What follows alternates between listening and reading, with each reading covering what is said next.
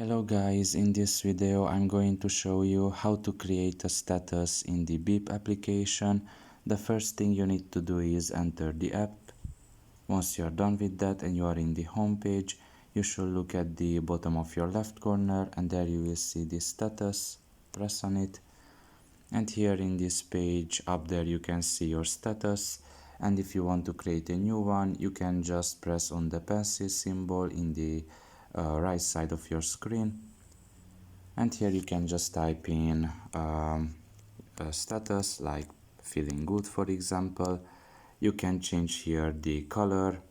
You can see you can just press on that symbol there.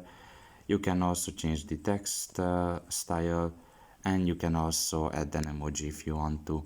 After all of this is done, all you have to do is just press on the arrow pointing to the right side and your new status is just created. You can check it out if you click on it. So pretty much this is all about it. I hope this video was helpful to you. Thank you for listening and see you next time. Bye bye.